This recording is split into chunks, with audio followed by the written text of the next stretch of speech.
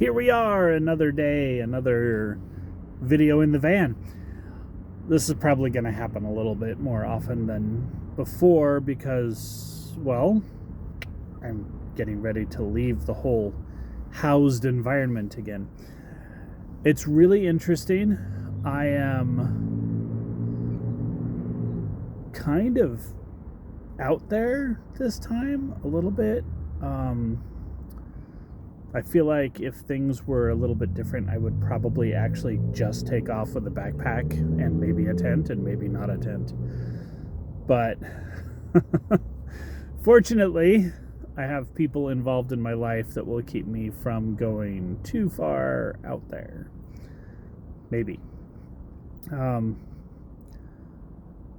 really enjoying... So the commitment and the change to getting back to nomadism for me is extremely liberating, extremely freeing.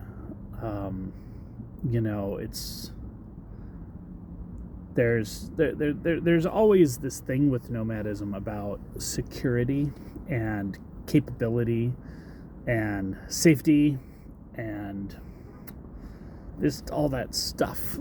And it's really hard for a lot of people because they don't feel as if they can survive with absolutely nothing. So you get very caught up with your van, if you're doing a van life, or your camper, your RV, your boat, whatever. And if you lose it, you've lost everything. You've lost that element. You've lost that safe place to sleep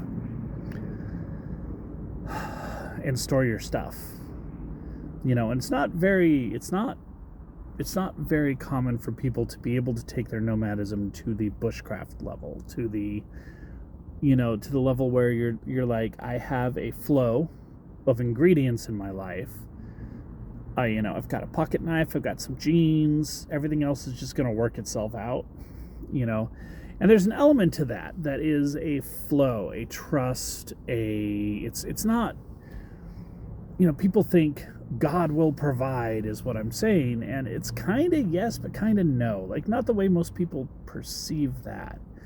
It's I will take the actions that will result in cool stuff happening, or something like that. It's really hard to describe adequately. And of course, your body can be in inconvenienced, uncomfortable situations, and you can have pain, and you can have like body fear, and that makes it a little more difficult. You have to grow. You have to develop the ability to sit with your body when your body is stressed, and that's a thing. One of the things that is very difficult is that when you give up that stress, it feels to your mind, it feels to a lot of people around you as if you have decided to be lazy, to do nothing.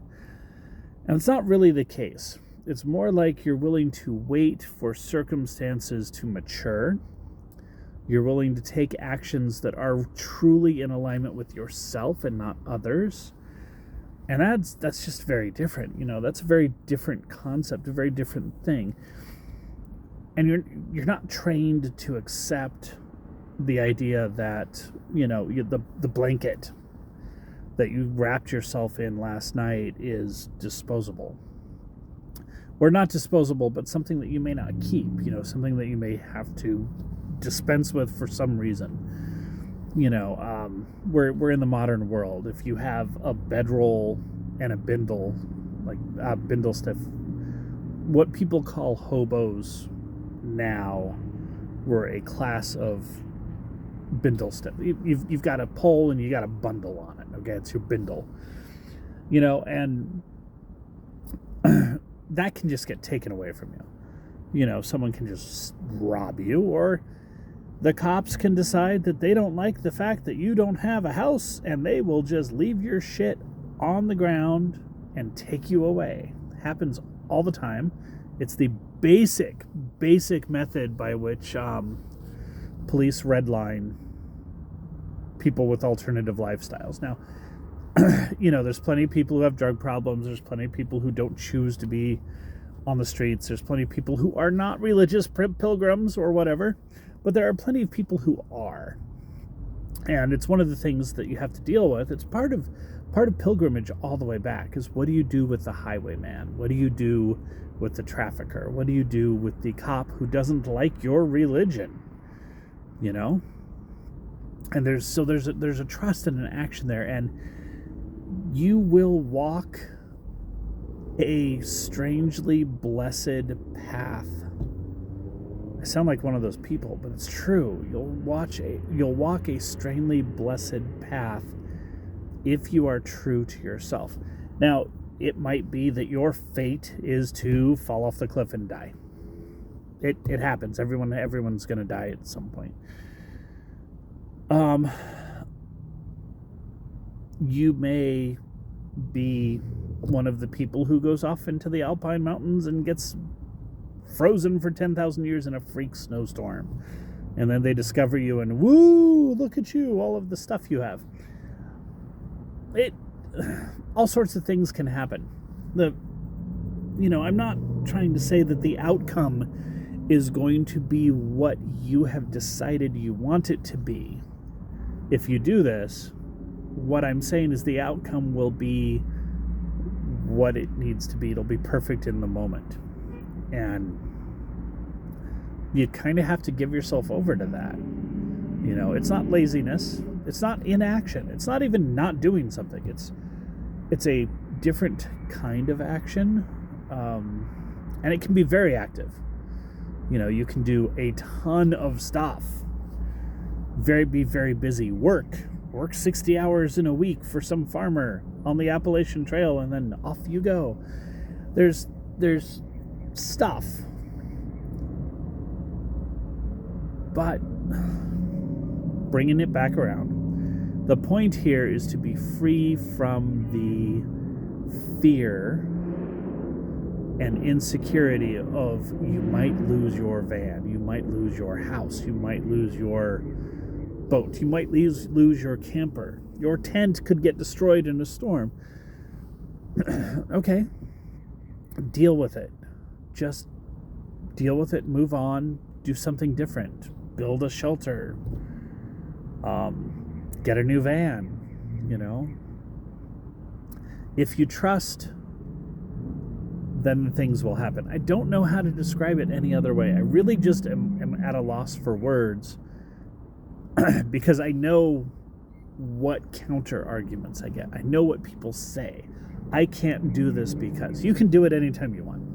You probably won't. You probably don't think you can. You probably don't have the confidence to do so. But, a $5 bill in your pocket and a pair of jeans and sandals, and you can go. Be a holy traveler. It's possible.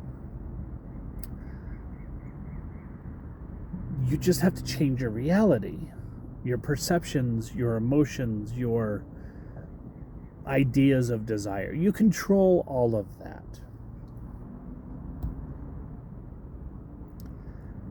That's it. That's really all there is to say right now. I'm just, random rambling video. I'm sitting here under a mesquite tree in a parking lot, realizing that this is starting to feel appropriate again. And that I'm not particularly worried about risks or downsides.